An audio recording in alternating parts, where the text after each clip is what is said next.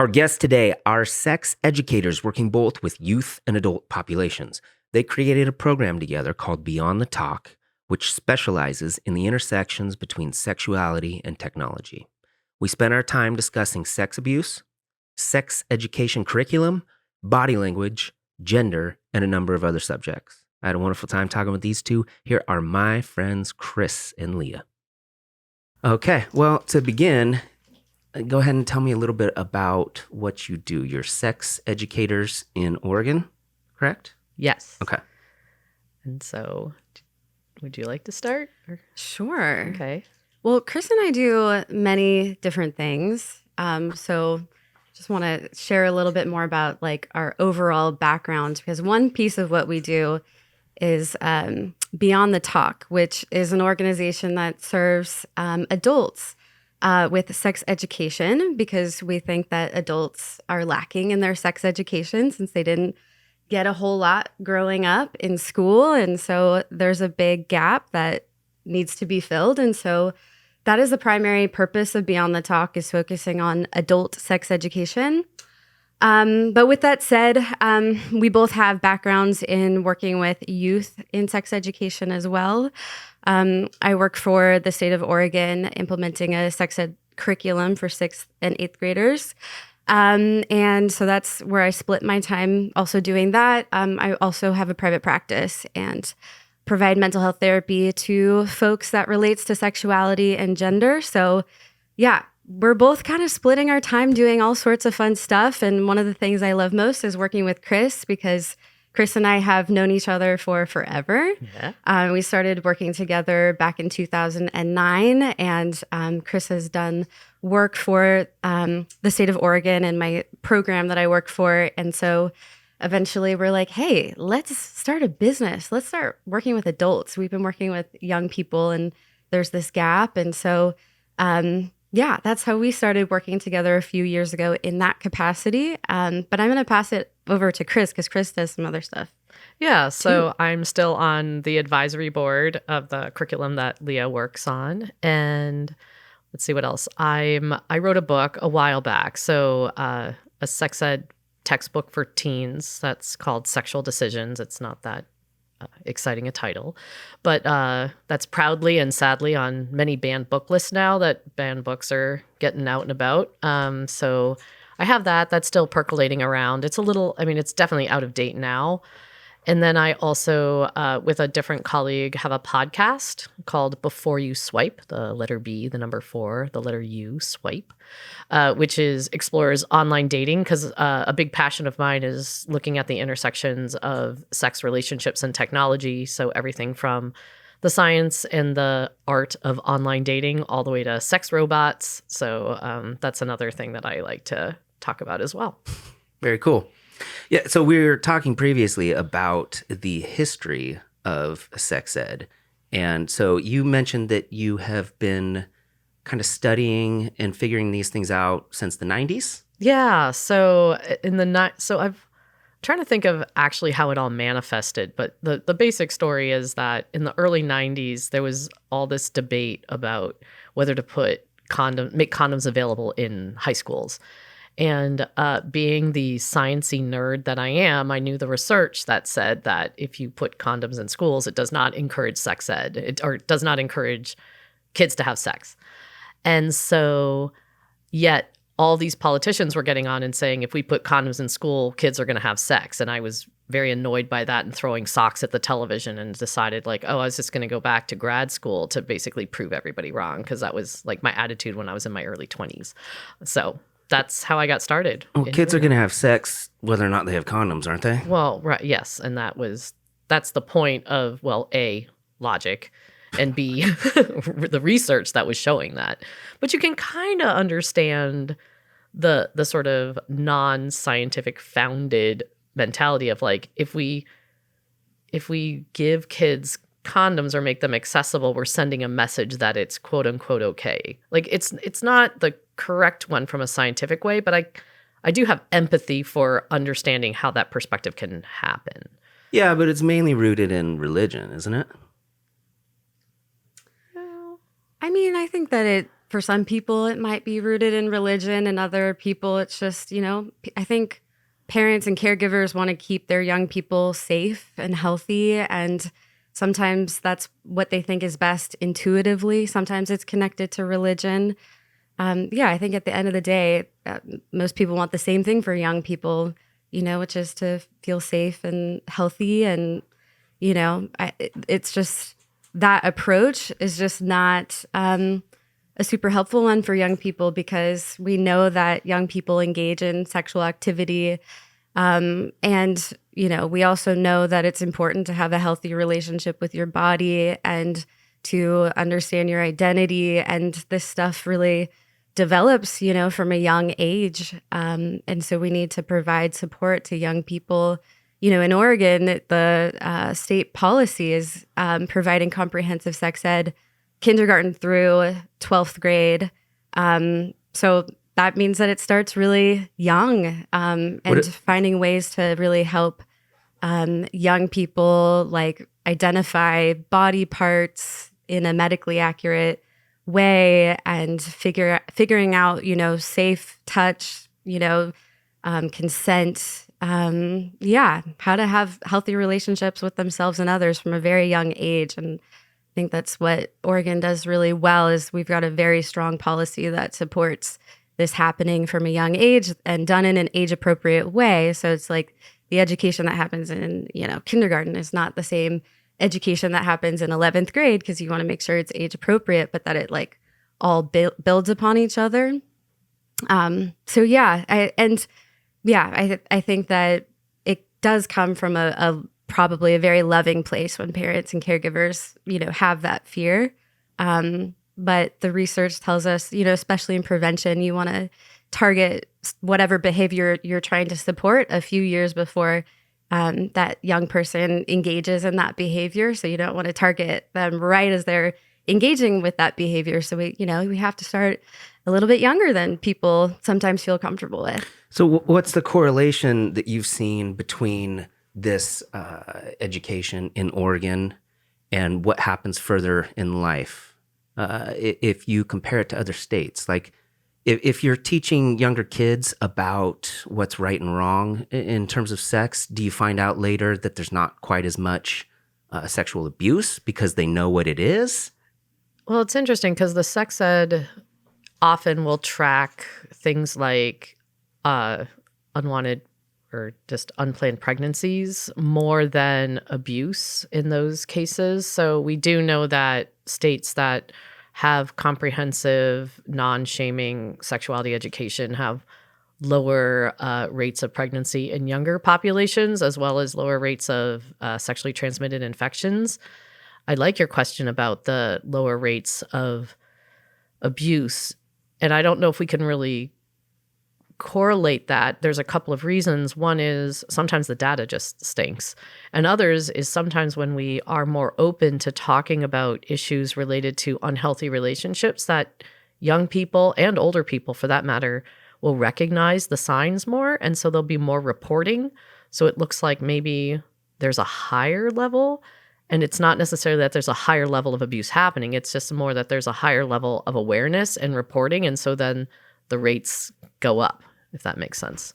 Yeah, I mean, I think one of the worst things that can happen to a person is to be sexually abused in their youth, because that can ruin your life. I know it mainly happens to women in the experiences and conversations I've had with people. Mm-hmm. And you never get over that. It's something that happened to you when you were a little kid, 5, 6, 7, 8 years old. It's with you forever, and it affects your relationships further down the road. So I have 3 children, and I strongly believe it's important to have conversations with them based on what level I think they're at. Mm-hmm. But from a very early age, my ex-wife and I have always said, this is not right. This is your private part. Nobody else touches it. Nobody else looks at it. And so I think it's important to just let kids know that stuff is bad, so that they can prevent it themselves. I mean, some stuff you can't prevent, but at least if they have the knowledge, Right. Well, yeah. And also, I mean, and Leah, you can definitely speak to this as well. And I would love to hear your thoughts. And yes, people who experience trauma early in life, it can impact themselves and it impact them and future times. But like when you're saying things like it ruins them forever or things like that, like it can, right? And so that can be something that people though can also seek support. And also sadly, the rates of abuse happen there. It's frequent enough that we also know that it doesn't, like many people, either it doesn't impact them the way it impacts somebody else for various reasons, or they do a lot of hard work to then maintain and establish healthy relationships and healthy, secure relationships. So it's not over. And also, I like how you were sort of self-correcting yourself when you were sort of saying like, well, like, yes, we can teach our kids certain things and some things can still happen to them. It's not like, yes, we can teach that bodily autonomy. We can teach what is right and wrong in terms of consent, in terms of age-appropriate sort of behaviors and things like that. And things can still happen. So. Mm-hmm. Yeah, I mean, quality comprehensive sex ed is violence prevention. And that's another, there's so many reasons why quality comprehensive sex ed is so important. So yeah, I think that, child sex abuse prevention is a big part of this. And I do also want to come back to this piece around, trauma in early childhood around sex, sexuality, ruining your life, because I think part of trauma is how it's handled by the people around you. So, if a person experiences a sexual trauma and they have a trusted adult in their life that is there to support them and listen to them, make sure that they're safe and that they're never around this person again, and that they get therapy and, they really work on healing, it's like that's going to be a different story than someone who's experienced, sexual abuse and they told their mother and their mother didn't believe them or blamed them, right? Or they didn't feel like they could say anything at all. And so they're just holding it in for years and years and years and years. And then one day, maybe they'll go to therapy and start working on it. And it's like they're going to be in a different place than the child that had, a trusted adult that really supported them with that.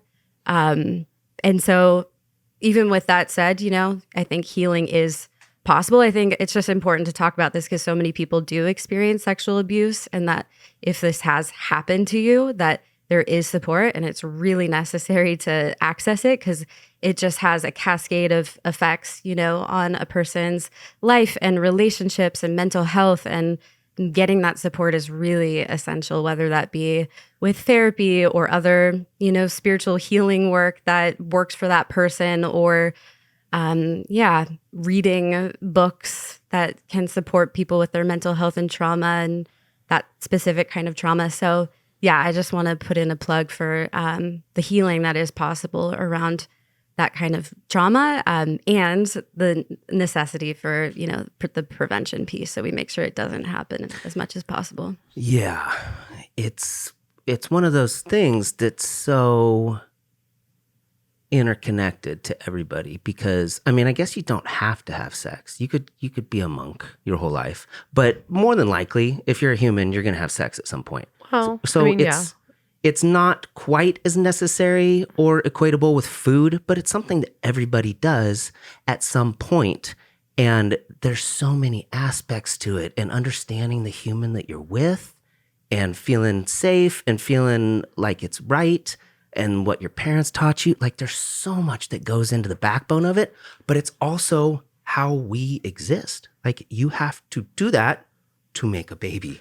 Well, yeah, so some people need to do it to make a baby in order to, I guess from a pure Darwin standpoint, although we are getting a point in technology where, a brave new world and we don't have to. And there's people who identify as asexual, right? That live very happy, full lives without engaging in any form of like intercourse. How do we define sex and what is sex and what quote unquote counts as being like having sex before?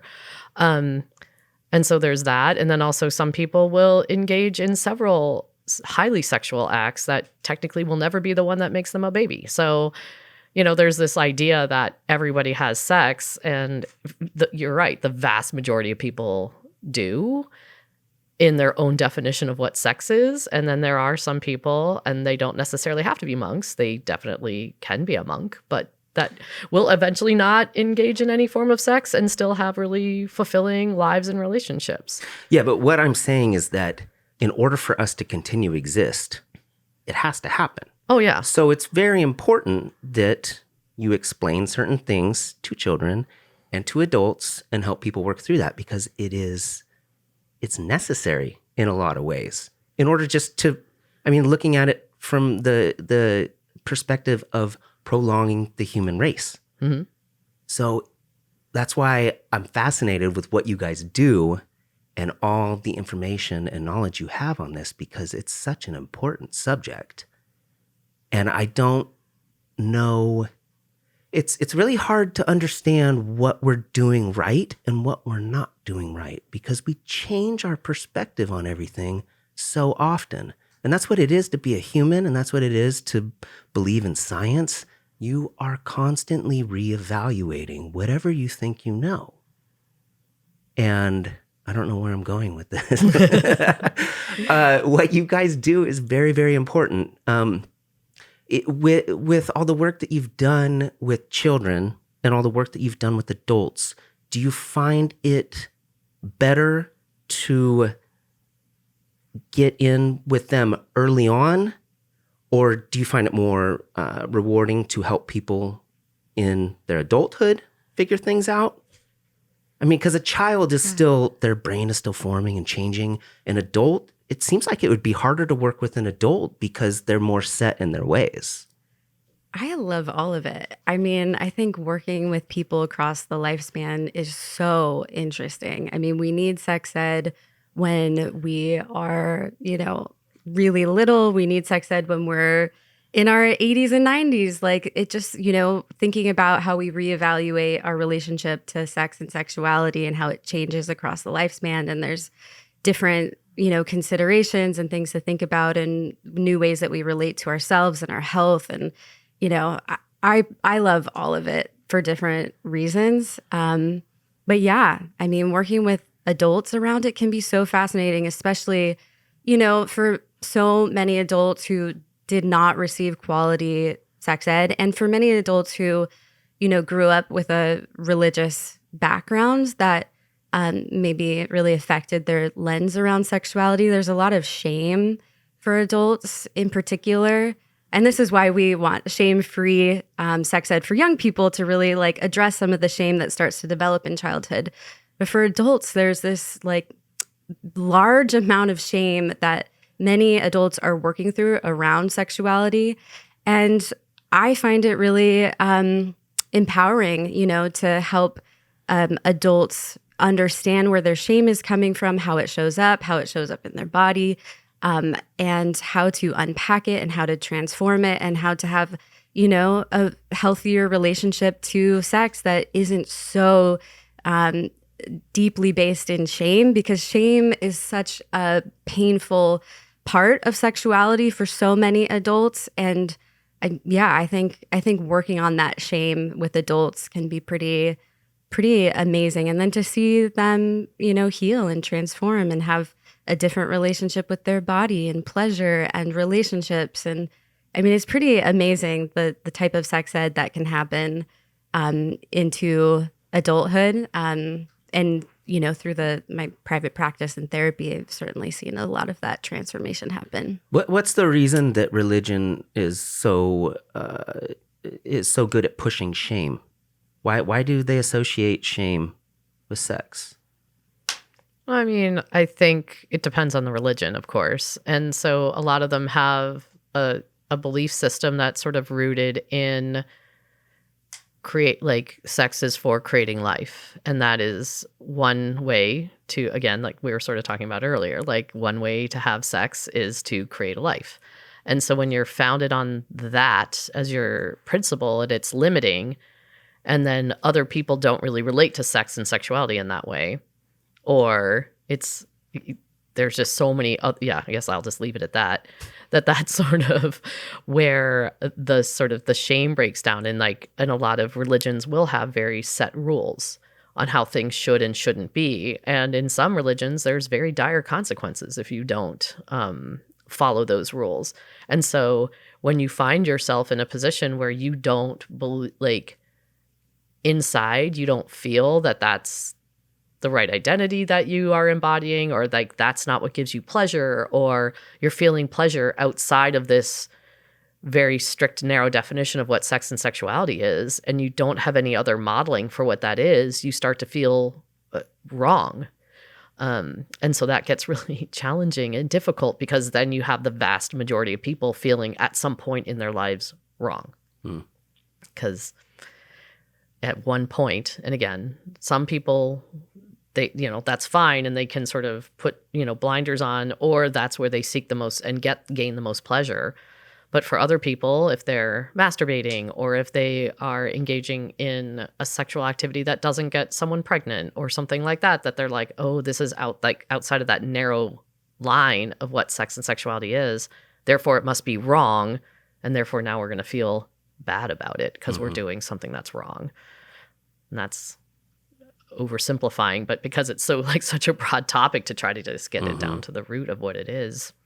Well, can happen. Since you've been doing this since the 90s, Yeah. what has shifted for kids? Because it seemed, and maybe this isn't true, but it seems like teenagers were having a lot more sex in the 90s than they do now. Yeah.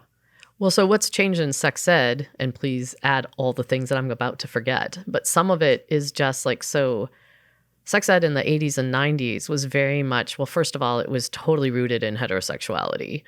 And it was totally rooted in this idea that there's going to be a boy and a girl, and eventually they're going to want to have sex. And it's up to the girl to be the gatekeeper and to be the one that has to say no.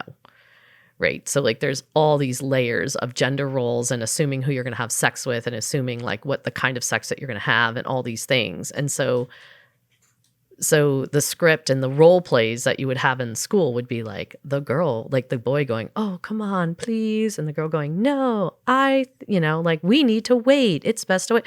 Like, and so all of that is now changed, because it doesn't necessarily have to be a boy and a girl. It doesn't necessarily have to be like who is the one that's, expressing desire. And also the idea of consent isn't just hearing a yes. It's also being able to understand and respect a no.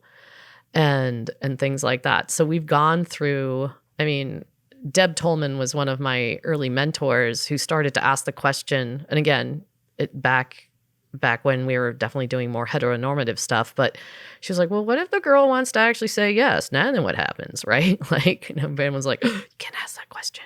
You can't get federal funding for that.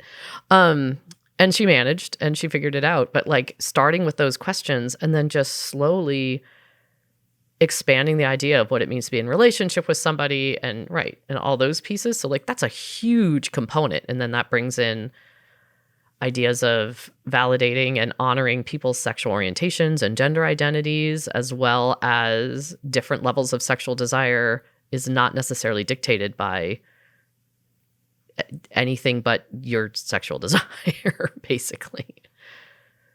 What else?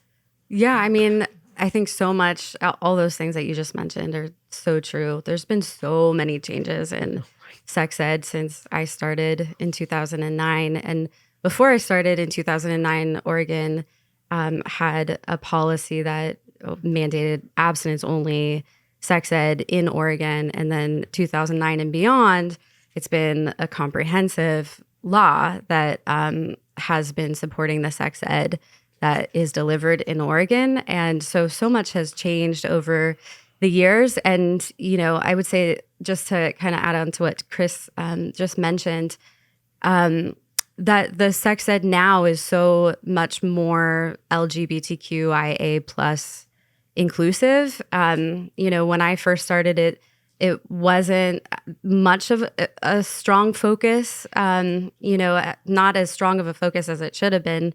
And now we really think about a person's intersecting identities and how the sex ed that is being delivered can support, gender identity, sexual orientation, race, ethnicity, like all the different identities that come together that affect a person and their sexuality. And, really thinking about like, how can we make sure that the sex ed really meets the needs of, all the students in the classroom, which is it's a tough order. It means that we have to keep reanalyzing the sex ed over and over again and finding new ways to do better and be more affirming and inclusive of all the variety of students in the classroom. And that's something that has really been changing over the years. And I think it's moving in a direction that is really much more helpful to students. The other piece is just like, one place that we haven't really gotten to in sex ed in a really strong way, at least in Oregon, is figuring out how to address pleasure in sex ed. It's something that is kind of left out of the conversation. I think a lot of schools are pretty timid about how to address it in a way that doesn't seem like it's encouraging it. But you'll notice that in a lot of sex ed curriculum out there that there's not really much of a mention of pleasure. It's kind of the elephant in the room. Isn't that the whole point? Well, unless you're back to the procreation model, right? Where that if the purpose of sex is to procreate, maybe, especially from the body that I'm sitting in, which is a cis female body, right? Like this body could get pregnant and it could not feel good at all. Pleasure might not Sure. play any role in it. Sure. And so there's that component. Yes, we would like to think it's the point. And again, back to like, what does a healthy relationship look like? That at least there's, that when people are together in a sexual way, that there's also joy and there's pleasure and there's trust and there's respect, right? All these things that can happen. And if there's not joy in it, like that's probably not a great sign kind of idea. Yeah. Well, I find it interesting that you said that Oregon was teaching abstinence until 2009. Because I went to school in Oregon. I don't remember them teaching that. Where'd you go to school? In the Dalles. Did you get sex ed in the Dalles? Yeah. Maybe that's what they taught, but I don't remember them promoting abstinence Okay. in that way. Yeah. And that was in 95 or 6 or 7. Yeah, there's such variation across the state depending on what school district you went to school in. And even now, even with the policy that we have in place, there's still a lot of variation with sex ed from one school district to another in Oregon and how much people are actually like following the policies that are in place. So you may have been, a lucky one that got better sex ed. I know for me, I didn't have any sex ed, and I went to school in Oregon as well. And I didn't have any sex ed until my senior year. And then I had some textbook information for a few weeks. And that was it, senior year. So Did you go to school in a small town? No, I went to school in Beaverton. They didn't teach you until you were a senior? Yeah. They were teaching us in 7th grade. Well, and that's Wow. where, That's cool. right? So you had a teacher that saw the importance and Well, it was did just their own part work. of the health curriculum. That's great. Yeah. But a teacher, even again, like back to what Leah's saying in terms of the policies, right? So you can have I'm going to start, you correct me if they say, but there's the state policy, and then there's a school's going to adopt the district's going to adopt a certain curriculum, and then a school's either going to make that curriculum easily accessible or not for the teacher, and then the teacher shuts their classroom door, and then then something else can happen. And so, ideally we want all those things aligned, where there's a policy about medically accurate, shame-free, LGBTQ inclusive, comprehensive sexuality education. That's what the law says. Ideally, we now have a school district that adopts a curriculum that matches that. And then ideally the school itself supports it. And then ideally the teacher teaches it, right? But there's so many places in that little chain that I just outlined where it can break down. In your case, it might be the flip, where the policy, I believe in Oregon, actually if it was taught, it wasn't. So first of all, sex ed wasn't mandated to be taught in Oregon, and it had to have an abstinence focus to it. So there was sort of that. But then again, the teacher's your teacher could have been well, screw this. I'm going to these kids need to know about condoms, or these kids need to know, and so brought it upon themselves to sort of provide you with the information that they thought. Or the school district went, well, this is what our community needs or our community is asking for or whatever. And so, because that if some parent was like raising a hissy fit over the sex ed you were getting, that shit would have gotten shut down in the Dells. So something about your community was supportive of that back when you were in high school. 7th grade. Oh, right. In 7th grade. Yeah, I know. I can't remember. I went to school in New Jersey, like public school system in New Jersey. So we had some sex ed. I don't remember when we learned about the condoms and the pill and things like that. But like the stuff, so I'm older. So so now I'm in the 80s. But I also remember the things that were stressed were things like, what is the difference between gonorrhea and syphilis? Like we don't teach that anymore. No one freaking cares if like what STI you have. What we now teach is like, there are different STIs. A lot of them don't have symptoms. And if you have any form of symptom, get your butt to like a healthcare provider and see how you can maybe fix that. Like, and if you can't necessarily cure it, as in a bacterial one, like maybe you can treat it for a viral infection, but don't assume you don't have a STI just because you don't have symptoms. Step 1. Step 2, if you have symptoms, get them looked at. It doesn't matter what it is, right? Like again, I got tested on like, oh, which one's the one with the discharge? Which one's the one with the chancre? Like, who cares? If your genitals look different and it's not feeling good, go get that looked at. Like, that's the message. Yeah. I think there's just a lot of shame associated with all those different things. And yeah, I wonder if we're doing it wrong in terms of high school, elementary, junior high, and high school curriculum. I think, first of all, there should be more focus on critical thinking because a lot of people don't know how to use their brains. A lot of people just ingest whatever they're told and don't really question anything. And so you have a very, very math-based curriculum. And I mean, all the subjects, but it seems like kids are getting taught stuff that they aren't going to need later. And it seems like it would be far more beneficial to them to learn about how to treat humans and to learn about pleasure and sex and critical thinking and how to investigate different ideas for yourself. I mean, but I don't think anybody at the top wants that to happen. You don't want your population questioning everything. Yeah, I mean, I know that there's a lot of sex educators, across the state that do want that. And there are administrators and teachers and parents and students and caregivers that are like, they want, quality sex ed where, students are thinking critically and they're analyzing, what they're seeing in the media and in pornography. And I think that there's a lot of people who do care, even in like leadership positions, that would like to see, us do better and better when it comes to sex ed. Because it's one of the most important subjects. There's a lot of people out there who, in other subject matters, maybe they're not going to use the geometry that they learned in the way that maybe a few students will, but like sex ed, it's like so many people can benefit from that information, and yet it's not something that communities are emphasizing as much as something as geometry and math. And I think part of it is just people are afraid. It's a contentious subject.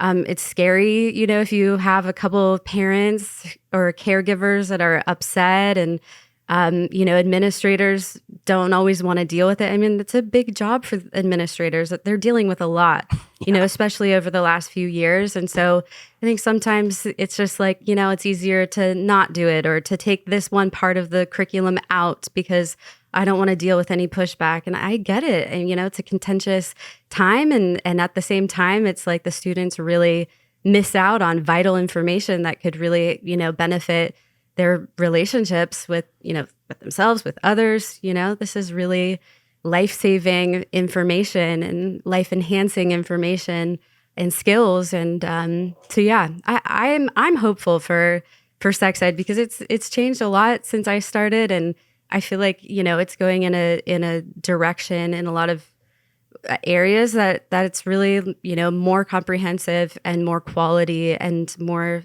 caring sex ed. So Right. And if you're an adult, like, so teachers are adults, like we know, like, I mean, in a school, we can learn from young people, very much so. But like in a school, the teacher's an adult. That adult grew up with their crappy sex ed and they're possibly not very good role models. So like, how are we supposed to expect this teacher to all of a sudden be like this awesome sauce, like perfect person to sort of be like, they need to get trained. And a lot of teachers don't get trained. And so like, there's that. And like, and this is also why I think I like working with adults too, is this like, we can recognize and reflect and have that sort of like with the right questions and the right discussion, like have this critical thinking of like, oh yeah, these were the messages I got when I was a kid and I couldn't talk about it. And like, why do I expect now, like when I'm about to engage in this really intimate act with another person, what makes me think I'm going to have all this great language for it? Or what's going to make me think that I'm going to have this wonderful language about how I want to have this sort of like, I will use quotes again, but like atypical relationship with somebody that's like more platonic, but has a romantic component to it. Or I want to be a makeout buddy with somebody, or I want to do this. Like we don't have the language. We've got like, there's friendship, and then there's like people we screw, and then there's maybe people we like form a monogamous relationship with. And I know there's so many more intricacies with that, but yet we end up with these like 3 scripts of like types of relationships, when it's like those categories can break down really easily into very meaningful things. But adults, we don't have the language to negotiate those with each other. Well, it seems like a difficult subject to teach broadly amongst a number of different types of people. When you're a math teacher, 2 + 2 is 4. Right. It's more rigid. It's more definitive. You can't really question it. And sex is just so broad and ever changing. But that's where we go back into the fundamentals of like consent and communication. And there's more than one. So like when you're looking at, like when we talk about sex ed in kindergarten, we're not talking about how to have sex or sexuality, or things like what is consent, like what is asking for something and asking permission, right? Because then that can translate over to asking for other things, like you want to share a toy. We also know that we can teach kids in kindergarten, like have everyone in the classroom draw their family, right? And then you put those on the wall and you can see, oh, look at all the different kinds of families there are in the world. Like in this classroom, not everyone's family looks the same. There's different families. The end of lesson. That's the lesson. Is that there's more than one way to have a family. And that can over time translate into there's more than one way to have a relationship, or there's more than, right? And there's different kinds of families, and kids can sort of build on those things, like Leah was saying. Like we build on those skills. And the same thing with the consent. You don't just grab the toy from the other kid in kindergarten. You ask if you can play with the toy later. And if they say no, you don't scream and shout until you get your way, right? Like that's not what we do. We engage in, again, like hearing no's, saying no's, and then learning the value of being kind to each other, right? Mm-hmm. That's sex ed. You guys know what Neuralink is? No. It is some portion of a computer that they insert in your brain. And the goal initially is to help Alzheimer's patients, which is really cool. But the forecast is that eventually you won't have to talk to people anymore.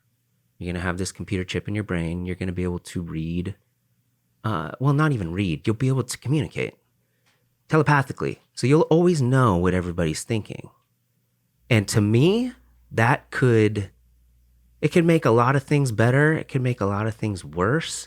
The deal with interacting with other humans is you have to read body language, and you have to hear their voice, and you have to look at their eyes, and you have to kind of decipher what's happening.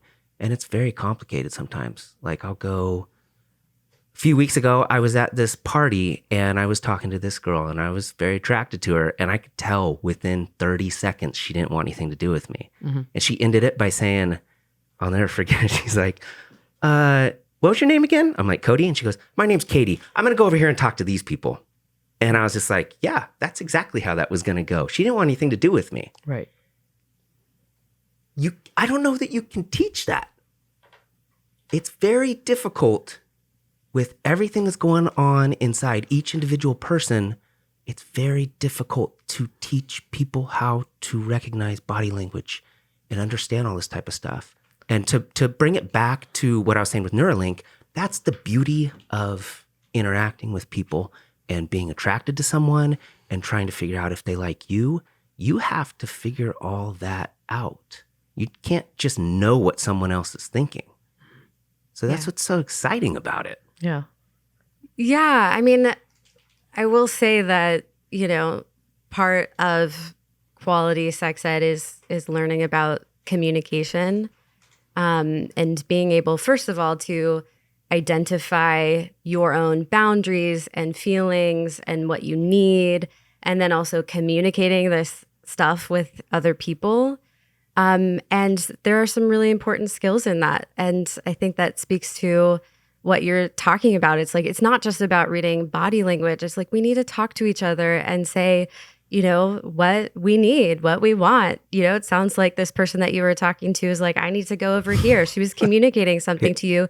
And it wasn't just, body language. It was that communication that helped you understand that like she wasn't so interested, for whatever reason. Or maybe she was tired, or maybe she's feeling drained, or she's introverted and it was a lot of talking, or she's got a headache. It's like, it's so hard to know what is going on with people. Mm-hmm. But when we're in relationships, it's like, whether it's someone new that we're just meeting or someone that we've been in a relationship with for a very long time, it's like, we need to be communicating this stuff with other people so we don't feel like we need like a, AI brain chip put into our brain so we can read it's like, we can also like do a better job like communicating with each other and also identifying how we feel and what we want and what we don't want. And I think that's very much an important part of comprehensive sex ed is helping people understand what their boundaries and needs are and feelings are and communicating that. Do you think traditionally that women are better communicators than men? I think women have been, people who are raised female have been like able to have a fuller range, like socialized to have a fuller range of emotions, and are able to like get socialized, I think, to see role models where emotions happen like on a larger spectrum and things like that. So there's definitely that component. And I think we're getting better with that as we break down gender binaries and sort of things. I also remember when I was, so again, because I'm a little older than the two of you, there's this movie called Free to Be You and Me, and it was Marlo Thomas from That Girl, which is like a way old sitcom. But like, at any rate, it was this hippie 70s movie that we would see every year in elementary school.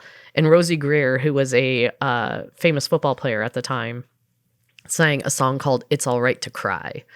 And so it's like, you have this huge honking football player, like with his little, like, it's all right to cry, like singing that. And like, there was like, and it was really just breaking down gender stereotypes. And a lot of it, some of it was about women can be athletes, but a lot of it too was about like boys can express emotions and play with dolls. And if you want to, like you can be whatever you want to be when you grow up, hence the Free to Be You and Me. And so we have had these messages and they sort of fluctuate in and out of the eras. And so again, as this kiddo that grew up in like the sort of more late 70s, hippie time, there was a time where people were encouraging that more. And then, so there might be some generational waves to that. Mm-hmm.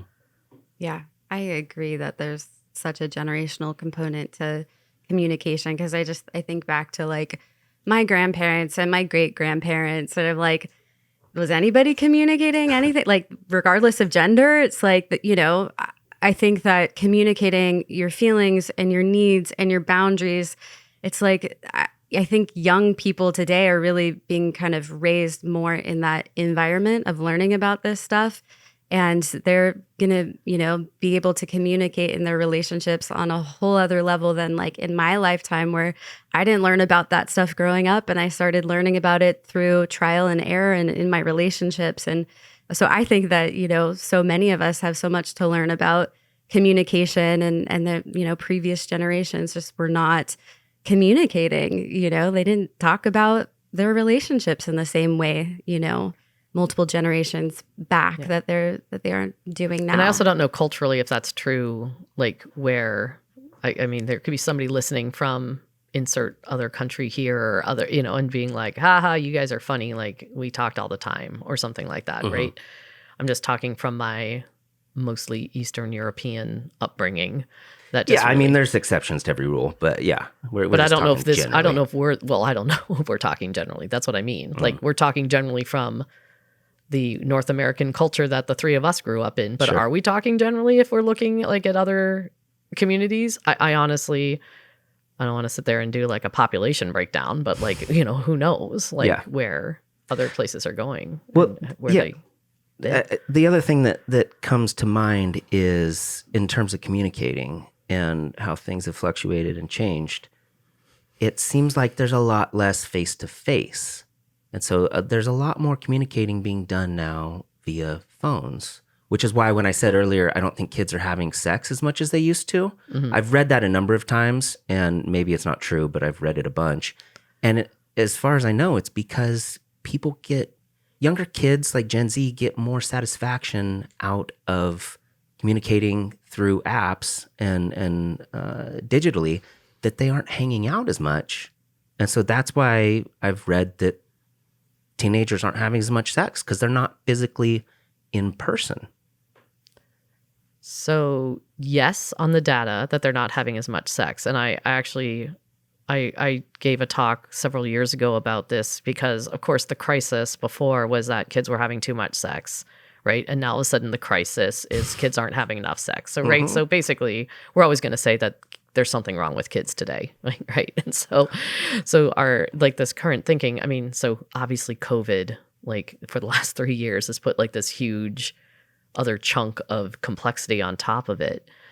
And I think so the internet and smartphones has definitely played a huge role in the way we communicate with each other.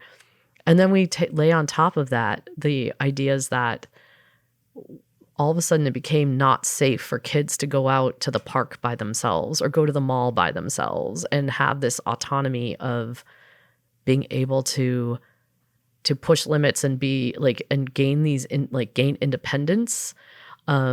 Because there's like their days have to be so structured and certain.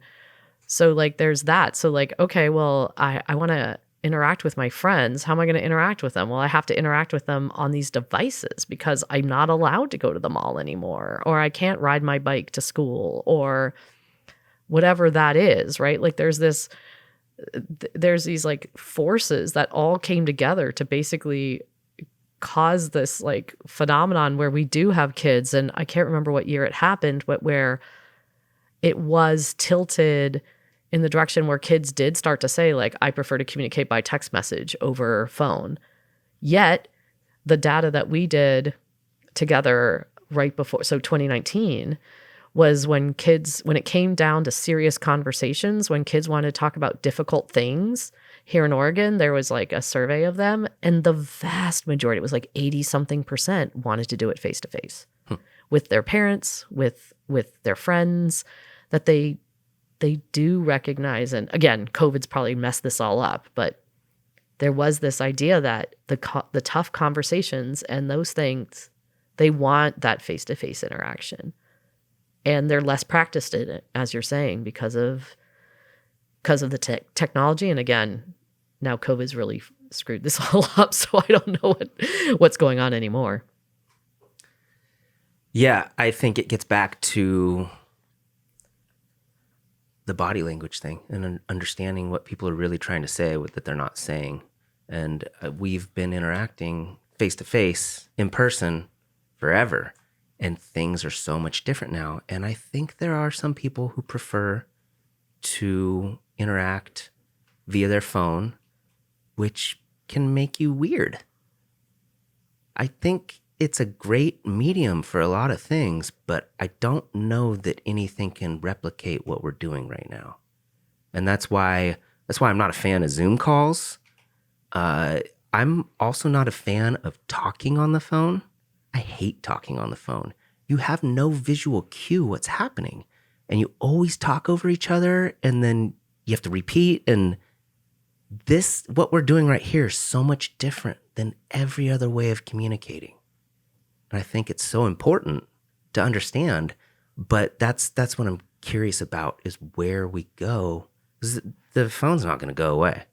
This is where we're at. Yeah, I mean, I do think that young people like a balance of in-person and virtual and technology. Like, because, you know, some of the events that I've been coordinating over the last couple of years have turned virtual, and they were in person, and young people would get together and get to meet each other and hang out and eat pizza and like get to become best friends in these different ways. And then these events became virtual, and, you know, we had to get on Zoom and, you know, have folks like try to get to know each other, you know, from this kind of medium. And I've heard from multiple of those teens, like, oh, I just want this to be in person. Like, I can't wait. Like, there's nothing better than like just being able to chill and hang out. And so I do think that, you know, that young people still do value that, and they like a mixture of it. Like, sometimes they do want to hop on Zoom for a meeting, you know, instead of getting in person and having to, you know, be dropped off somewhere and, you know, deal with their homework. You know, it's like, it's just easier to hop on Zoom, you know?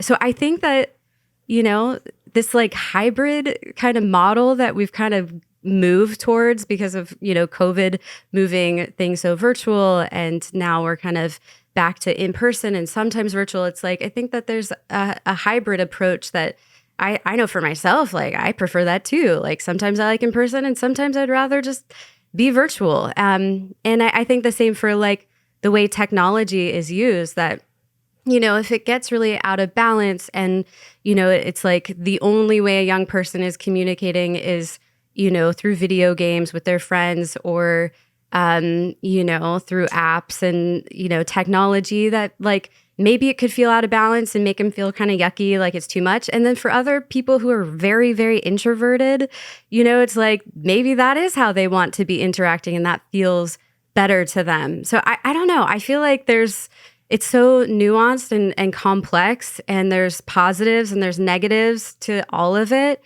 And I think it's just important that we find a balance with it all. And I hear from young people all the time that they want a balance with it. It's like, you know, they'll say, I just feel like I've been on my phone way too much. I've been TikToking way too much.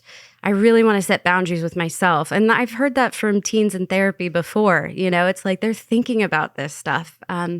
So yeah, and I think we could fold all of this stuff into, you know, quality comprehensive sex ed. I know I keep coming back to it. We're like, this could be in sex ed, right? Because it, you know, helping young people really understand how to have a balanced approach to technology and communication and in person versus virtual. It's like, it's really important to support them to kind of analyze for themselves, like, what feels really like healthy for them and what they need around it. Well, and didn't you, I mean, I agree totally with what you're saying in terms of back to, yeah, how are we in relationship with other people, and this whole concept of virtual, and most, you know, we're getting there because it's been long enough since we've been relying on technology and the internet and things like that, that people are now adults and thought leaders that can sort of, who were, you know, were born knowing technology, unlike someone like myself who, like, you know, was much older when technology first started really coming into play in these ways. They are the ones who are going to be able to like get us good sex ed lessons on how to find that balance when you've always grown up with it, right? Mm-hmm. As opposed to those of us who started not growing up with it and going that way. And then the other piece too, and I can't remember what lesson it was or something, but like there are some times where we do teach about body language in the classroom. So we'll like show pictures or videos and be like, what do you see in this person? Does this person look like they're saying yes, enthusiastic, like expressing quote unquote, like an affirmative, like enthusiastic yes? Like, what does that look like? And so they'll have various ways of like someone saying like, you know, like, will you, you know, can I have a sip of your water? And the person going, sure, and handing it to them, right? Mm-hmm. Versus like, can I have a sip of your water? Sure. like that kind of thing. Like, okay, what was the difference between the first offer of the water and the second one? Like, do you think the person really meant it the second time? And it's just like, no, because they didn't, or what made you think that the first person really was fine with you? Well, they put the water towards me. Their voice went up. They like smiled, right? Like, and the other person like kind of shied away and grabbed their water when you asked and still said yes, but is that really a yes, right? So we can teach those sort of body language and then ultimately still say you can't completely rely on body language and you can still really read it. And so you can teach kids these things. And they're really good at picking it out, right? Like, especially if you're like, what do you think? And then they're like, that's bullshit. Or like, that's like, oh, or like, no, I believe that person when they're saying yes. So yeah, I just remember telling pictures. Yeah. There's a consent lesson that we deliver where there's an image of two people and the students are asked to decide, is there consent in this picture or not consent in this picture? So around this idea of reading body language. Yeah. So yeah, it's absolutely important to be able to read body language and also get the verbal consent as well. And we also recognize that some people are nonverbal. And so like, there's also that to think about, that like getting really skilled at reading body language is important. And also like using words, when possible, like is absolutely a skill that we need to be practicing. Yeah. So I want to ask about what do you guys think is the situation with gender and fluidity and everything that's happening right now, because there's so much more focus on people being non-traditional in terms of, there's so many different things to call yourself now. And I'm curious why this is so prominent. This wasn't a discussion 15, 20 years ago. And now it seems to permeate every piece of our culture. I kind of wish it had permeated every piece of our culture. I don't see it that way. I think it's been a slower evolution. I think that we're maybe ramping up a little bit on it. And I think it's this idea of, again, seeing and respecting different identities. As we are getting more sophisticated in our thinking and we're breaking out of the gender binaries more. And yes, it is definitely more visible now. And yeah, I'm trying to think at like societally, like where it's been so much more of a slow roll, I think, from my perspective on this. And at the same time, I think there have been breakthroughs in terms of there's not more like this idea that there is a way to be this gender and there is a way to be this gender. Like, as we have really started to challenge, like, well, wait a minute. And I think part of that is like different cultures and like we're not being, I'm going to say this very carefully, we're not being as white-centric as we have been, and we still are really white-centric. So like there's that component, and there's like just other, like just honoring ways of different ways of being and respecting people for who they are, and some laws and policies that have happened. I think there's just so much that's happened that people, again, I think it's that case of like they're just more free to express actually who they really are instead of trying to like force themselves as a square peg into that round hole that we've like sort of forced choice people in for so long. But do you think this has been something on people's minds forever and they can just say it now? You think in the 50s or the 1850s or the 1700s that people had these same feelings and they just didn't know how to express it? Yeah. Yeah. Yeah. Yeah. I think that people are getting the language to describe their experiences. But yeah, I mean, being trans or non-binary or two-spirit, it's like this is something that's existed for, a very long time throughout history in the world. And, there's more and more language to describe people's experiences. I've worked with trans people who, came out much later in life, and they say it's because I didn't know the words to describe what I have been experiencing since I was 3 years old. Mm-hmm. And I tried to,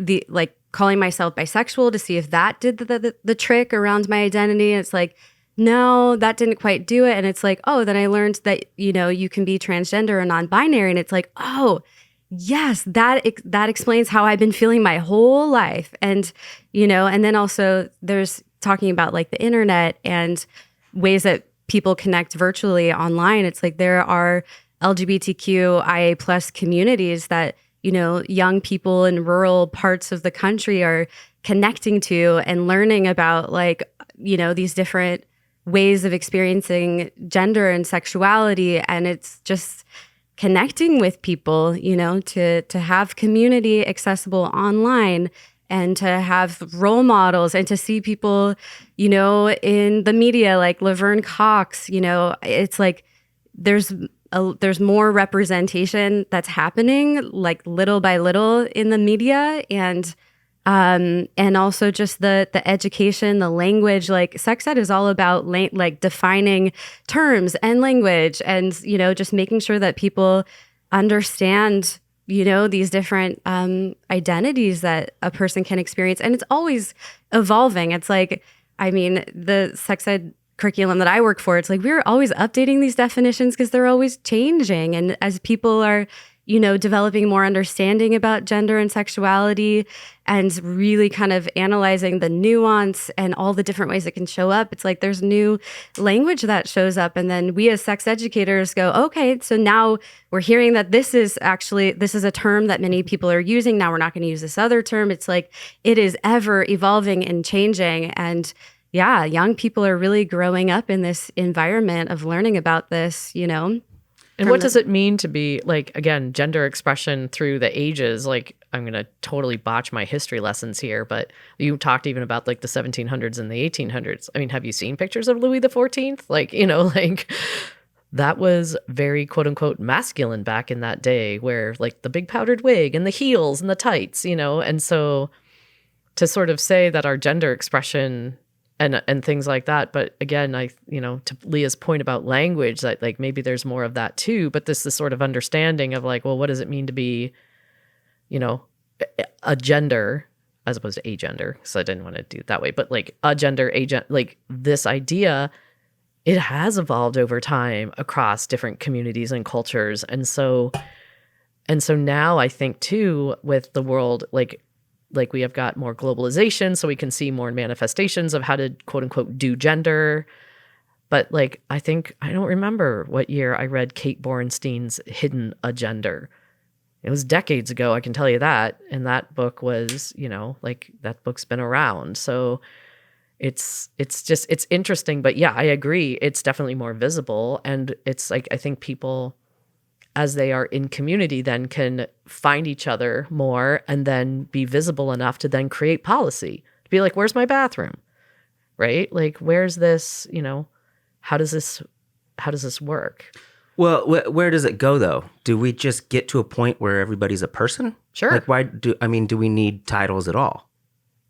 I know I have a good friend who would agree with that. And then we push back to be like, well, what about that? Like a person who's trans that's finally fought so hard to have the pronoun that they want, and then just go, just kidding, no more pronouns, right? Like where's the honor in that? But sure, like I mean, for me, again, I do identify as cis female, but if someone was like, okay, we're not going to call you she anymore, I'd be like, all right, whatever, that's fine. Who cares? Yeah, it just seems if there's so many options and it's really not limited to anything other than who you feel as a person. There's 8 billion different people. There could be 8 billion pronouns, right? Or just one. I mean, because the only way to look at it evolutionarily is that, what does it take to make a person? What are those is it 2 elements? Is it a man and a woman? Well, no, because now we know about like all the different ways technology can support. It doesn't take that. It takes a womb. That's all it takes. Yeah, I don't even know if it takes a womb anymore, does it? Yeah, I don't think we can actually make something outside of a human body yet. So I think it takes a womb. I mean, it takes some sperm, and it takes some eggs. Yes. And then so that takes that fertilization, and that fertilization can be done anywhere, right? So that doesn't need people. I mean, well, it needs people to make the sperm and the eggs. And then it needs to get put into a human body that has a womb or a uterus. And I'm just wondering. That's it. And it can happen, between trans and non-binary folks who would not identify as a man and a woman. So it's not necessarily a man and a woman as well, right? So good point. And there's two cis women can have a child, but they need sperm from a body that had sperm and donated those, right? So there's all sorts of, again, permutations and connotations. like it's just no. And at the end of the day, if these identities and labels help people feel better in their bodies and is helpful to their mental health, which I have seen, when working with folks who transition, does it really matter? If people are feeling better when they have labels and identities that connect to their experience, if it helps them feel less alone in this world, if it helps them make sense of who they are, does it really matter to you, to me? I mean, it's for me, I just want people to feel, as connected to themselves and safe and comfortable as possible. And so if there's a identity that really speaks to them and they, are really connected to it, yeah, that really matters. And to make sure that other people affirm their gender identity is also really important, and use the correct pronouns and use the name that they're going by. It's that's really life affirming kind of, ways to interact with other people. So I think at the end of the day, it's such an individual experience. And it's if it's going to help someone's experience in this world, why does it matter? It's just interesting to me because I think a majority of the human experience is being unhappy with who you are. People get plastic surgery, they get haircuts, they dye their hair, they transition, everybody does something because they're unhappy with what they are. And I don't know, is anybody just happy? Does anybody just look in the mirror and go, everything's awesome? I mean, is that the point of life, just to feel happy? In my opinion, it's it's to feel the range of emotions. We put so much emphasis on happiness as the only emotion that is the valid one that we all need. It's to be a human is to experience a range of emotions, and people do things like get a haircut or, whatever it may be. It may be because they're unhappy, or it may be because it's oh, this is how I love myself. When I get a haircut, this is me showing myself how much I care about me. It's people do these things for lots of different reasons.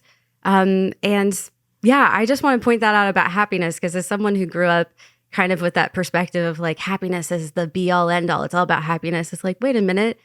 The feeling a full range of emotions, that is what is important to me as a human. Well, it's fleeting too. You can't just be happy all the time. Right. You don't have anything to compare it to. Right. And also, I mean, not for nothing, but the, big business and capitalism and stuff has spent billions of dollars trying to convince us that we should not be happy with the way we look. Right.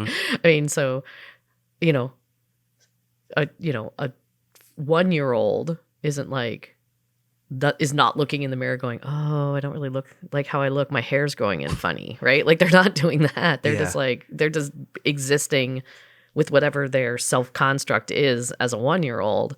And it's only with external messages that we get from the media, from family, from just looking at the world around us that we are, quote unquote, not supposed to like how we look. And you're right. And we do that with busyness culture too. When was the last time you saw somebody and were hey, how's it going? And the person was I'm doing really good. I'm just chill. I don't really do very much. It's great.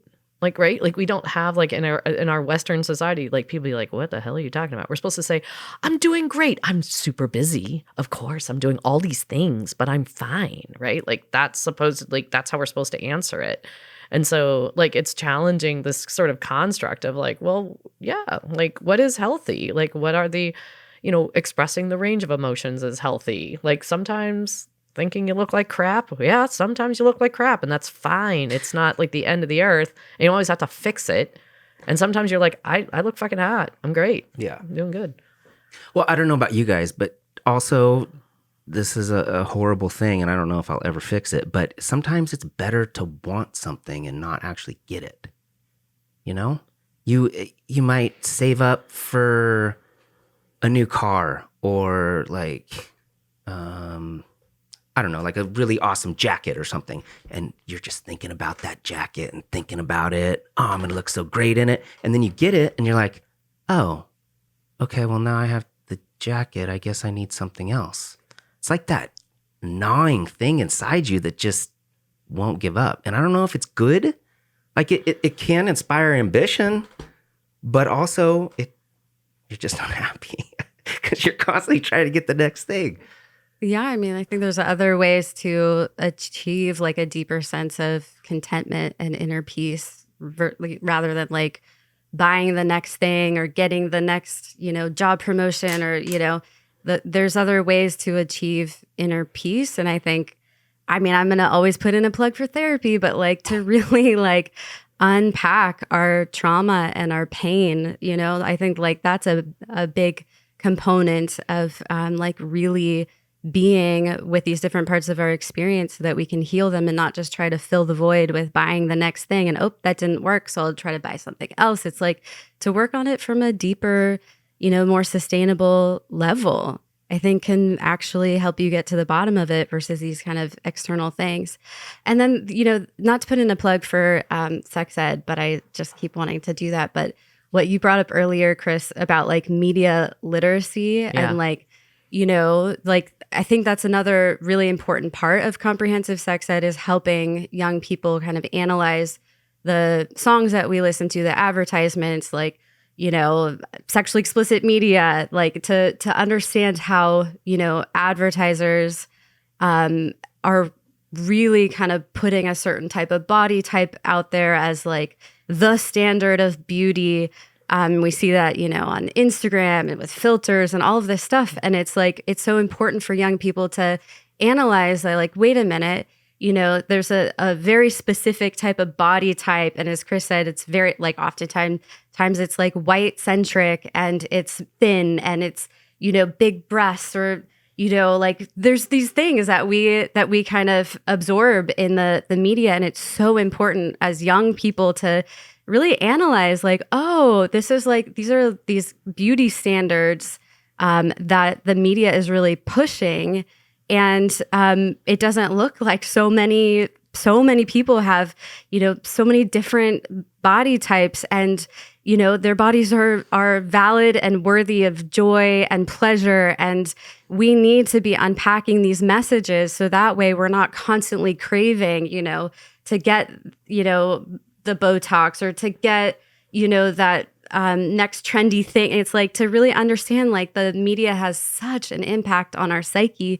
And, when we can really analyze this, bringing in those critical thinking skills, as you mentioned before, it helps the media have less power over us. So we're not constantly like, trying to get that next thing to satisfy our happiness. Or thinking a certain kind of relationship is going to make, quote unquote, complete us, right? Mm-hmm. Like, so it's just like there's that concept too that's really in the media, and then getting, like it's not like you're a horrible person if you're unpartnered and like all of a sudden like when you're partnered now, everything's okay and I accomplished the thing I was supposed to, whether it's through marriage or whatever. And it's just like, no, that's when it starts getting really hard, or it's going to continue to get really hard, right? Like there's not this like, and it's not this, like you watch movies and you see this thing like this is how it's supposed to, quote unquote supposed to end, is in that till death us do part or whatever. And we know that's not the case for the vast majority of partnerships, especially if we include the ones that don't start like end in marriage.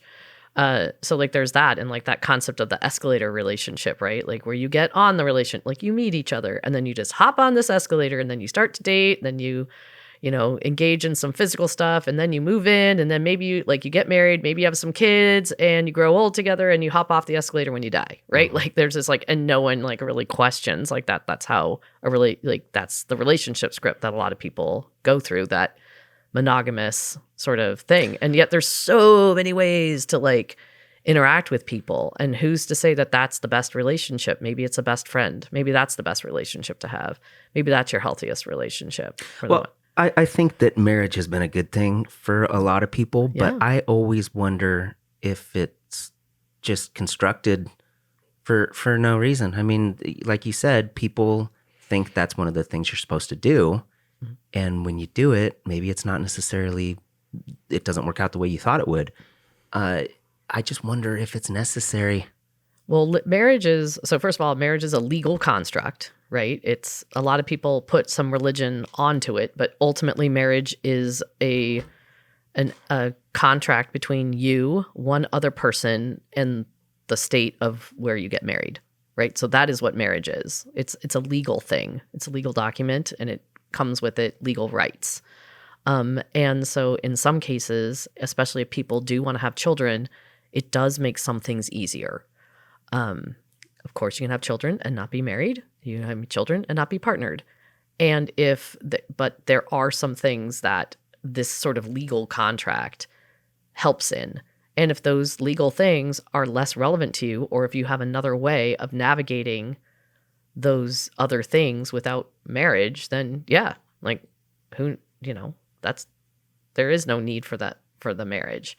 And that's like outside, that's just, again, the legal lens. And then of course there's the religious lens where there is a need for it, but you could also get married religiously, potentially without the legal contract, right? You can express vows to each other in a place of worship, and have friends and family, and have like a religious leader say that you are now married, but not actually sign, like not actually do the legal document thing, right? So they're intertwined in most cases, but again, it's not like marriage is a legality.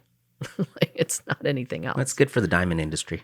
Well, it's also right. It's good, right? Oh yeah, no, there's plenty of people who earn money off of weddings, and other expressions of love are also commercialized. But yeah, I think it's just, remember when I taught human sexuality at Portland State, I'm just like, marriage is a legal thing. Like, that's all it is. And it can mean a ton to certain people. And it also can just be that legal document that you need. Mm-hmm. Well, to bring it back around to what you guys are doing with schools and with adults, obviously there's 50 different states in the country, and there's a number of countries in the world. Do you find any benefit in like a federal mandated curriculum, or are you more than happy to do what you're doing now in Oregon and compare to other places? That's a great question. I'm like, Yeah. I don't know. I mean, I think it really would depend on what that federal curriculum was, what the policy my way. is, because, we know that there's some pretty abstinence heavy parts of the country. And so, I think it would, as if it was, shame free and truly comprehensive and inclusive, it'd have to, I mean, if there was a federal policy and curriculum that kind of matched Oregon standards, then I would say maybe. But I just think that it's just so tricky because, it's so divisive, and there are states that really are not on board with comprehensive sex ed. So I think it's just probably very unrealistic, which you may already know, that like, just because, or maybe you don't know. But in my mind, it seems unrealistic.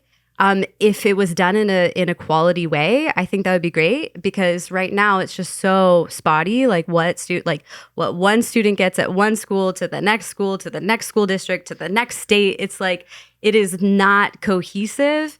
and we are missing lots of students. And so if there was something that was more cohesive, I think that it would ensure that we are really reaching students and making sure that they are getting the education that they need. I just think that there's a lot of barriers to getting to that idea of what you're bringing up. So like administratively, it would be the biggest nightmare ever. That's like where my brain just went into too. It's just like, it would just be, it would pretty much be as close to impossible as you could possibly imagine, like that. And so, yeah, I don't know. It's a really interesting thought exercise that I would like to chew on a little bit more, but I don't know.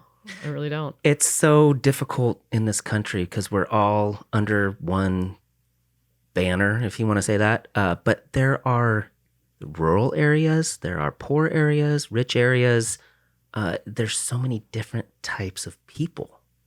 And it's not that you couldn't train them all the same way, but it's just so diverse. Well, the Constitution was also set up, right, to have some very basic things put in place for the United States, again, in quotes at this point. But really the Constitution was written to leave states to have a lot of power.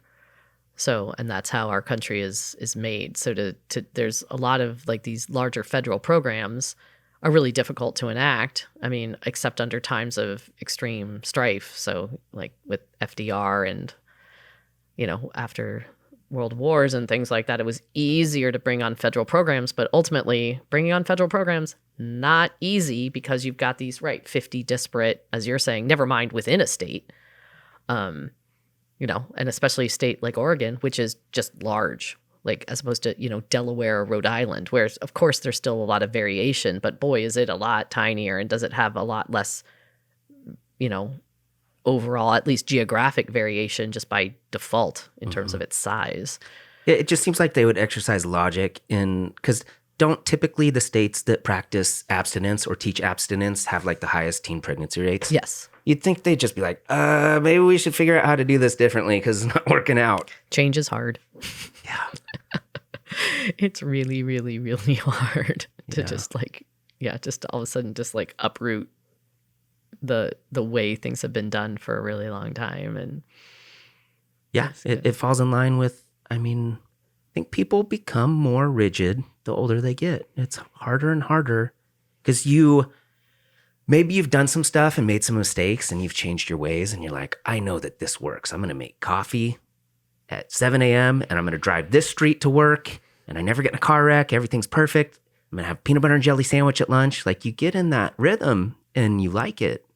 And then it's just difficult to really switch anything the older you get. That's not the case for everybody, but yeah, it's easier to just keep doing what you're doing.